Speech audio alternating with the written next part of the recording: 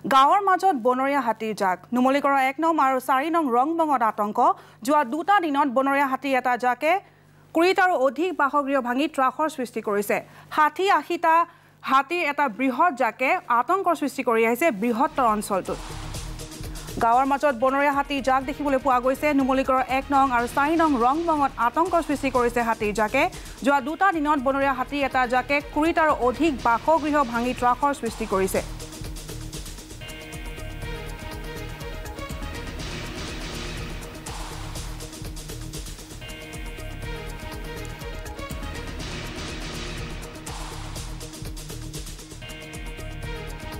আৰু এই দৃশ্য আমি দেখুৱাইছো আপোনালোকক গাঁৱৰ মাজত বনৰীয়া হাতীৰ জাক নুমলীগড়ৰ ১ নং আৰু ৪ নং ৰংবঙত আতংকৰ সৃষ্টি কৰিছে হাতীৰ এটা বৃহৎ জাকে যোৱা দুটা দিনত বনৰীয়া হাতী এটা বৃহৎ জাকে ২০ আৰু অধিক বাসগৃহ ভাঙি লণ্ডভণ্ড কৰি ত্ৰাসৰ সৃষ্টি কৰিছে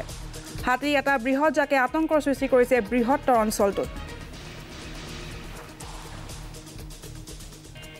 ৰাতি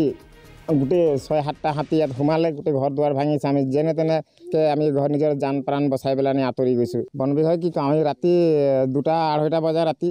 ফোন কৰিছোঁ তেওঁলোকে ফোনটো ৰিচিভ কৰা নাই তেওঁলোকে অহা নাই আমি কিমান আজি ৩১ ডিচেম্বৰ মাহত আমি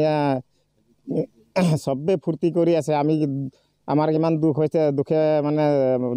হেৰি কৰি মাথা হাত দি পেলাই আমি ঘৰত বহি আছোঁ এইটো বালিগাড়ীৰ কাৰণে তেওঁলোকে কোনো ফোন কৰিব নালাগে তেওঁলোকে নিজে বিচাৰি পেলাই দৌৰাই ফুৰাই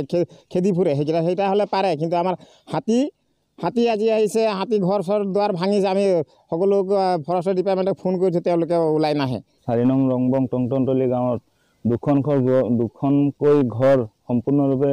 ৰাতি ২মান বজাত আহি বন্যহস্তীয়ে তহিলং কৰি থৈ এজাক আপোনাৰ ৭জনীয়া দলে আহি পেলাই তহিলং কৰি থৈ গ'ল যিহেতু ঘৰৰ অৱস্থা আপোনালোকে দেখিছে